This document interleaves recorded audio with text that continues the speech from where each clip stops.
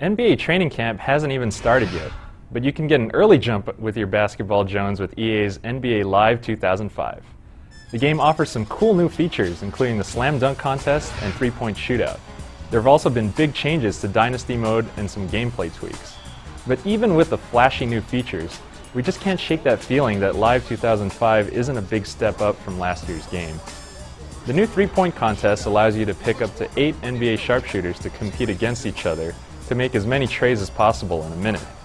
In practice, it's not that exciting as you just end up pressing the same 2 buttons over and over again. The dunk competition's a lot more interesting. The controller buttons are different from regular gameplay. As you run to the basket, you can press one button to pick a takeoff, like a 180 or 360, and then another button to do a trick, like a windmill or changing hands. Since the moves are contextual depending on your position on the floor, there are hundreds of possible dunks. If you do a toss before your dunk, there are even more possibilities. Not all the dunks are entirely realistic. It's theoretically possible to do something like have your player kick the ball up off the shot clock, do a running cartwheel, catch the ball in the midst of a 360 spin, switch hands between your legs, and then throw it down. That's obviously impossible in real life, even for Tracy McGrady, but you can do it in NBA Live 2005's dunk mode. And if you expect to get a high score in the dunk contest, your dunks better be completely outrageous. Aside from crazy dunks, Live 2005 has a completely revamped Dynasty mode.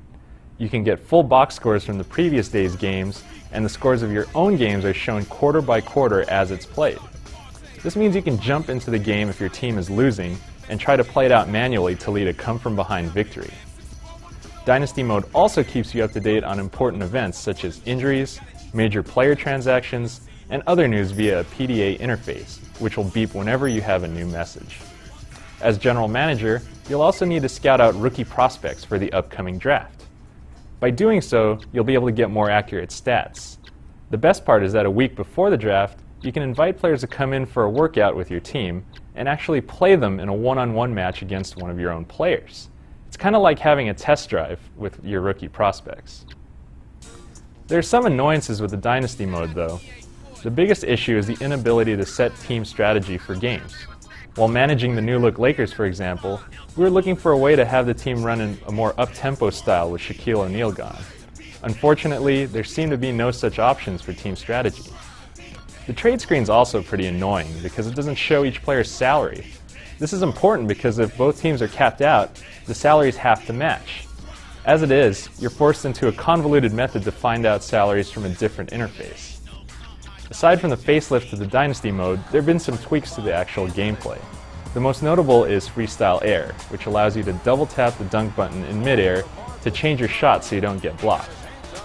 You can also pick whether you want to go for a tip dunk, tip in, or just grab the board when you hit the offensive glass. Other new tweaks to the gameplay include new post-entry pass animations, new scoop layup animations around the basket, and weakening the Pro Hop function so you can't get as many cheap dunks.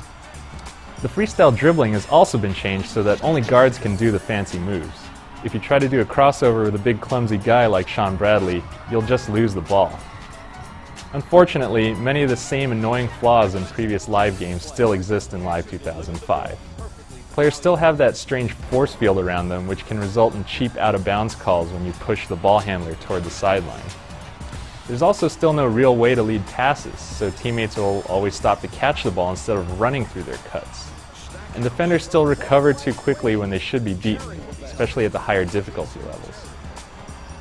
Graphically, NBA Live 2005 looks very good on all the platforms in the three-point and slam dunk competition modes, with extremely detailed player models. However, there's quite a noticeable drop-off for the PS2 and GameCube editions when you play a regular game, with a big scaling down in player model detail and much flatter lighting. The Xbox version doesn't see nearly as steep a drop-off, making it easily the best-looking version. As in last year's edition, Live 2005's sound is excellent. You'll hear crowds cheer and jeer, along with the sounds of sneakers squeaking and the ball bouncing off the floor. The announcing is done again this year by Marv Albert and Mike Fratello, but new to the broadcast team are TNT's Ernie Johnson and Kenny Smith. Ernie and Kenny do the announcing for the dunk contest and the three-point shootout. A special note for your GameCube players out there, you're probably not going to like the fact that the controller doesn't have as many buttons as the other platform's controllers. This results in a big compromise in control, such as when you're trying to post up and throw a jump hook, or if you're trying to throw an alley-oop. Both the PS2 and Xbox versions of the game ship with online functionality. You can expect the usual array of features, ranked ladders, lobbies, news, and chat, as well as updated sports scores and messaging through EA Messenger. As far as online stability goes, our testing was mixed on both platforms. In some games, we experienced very noticeable lag with choppy frame rate. Other games played out a lot more smoothly. We're not sure how this inconsistent performance bodes for the game once the servers are opened up to the public. For better or for worse, the dunk contest is the centerpiece of NBA Live 2005's new features. But it's tough for us to say that the dunk mode offers a lot of new value, and it's probably going to be too hard for most casual players to grasp anyway. All things considered, NBA Live 2005 is a very good basketball game, but it just doesn't advance a franchise as much as we hoped it would.